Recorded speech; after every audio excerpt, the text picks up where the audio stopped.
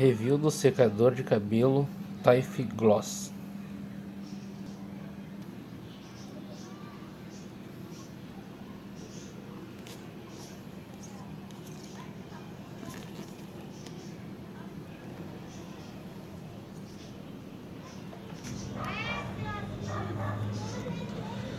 Potência 1 e 2 e outra potência 1 e 2.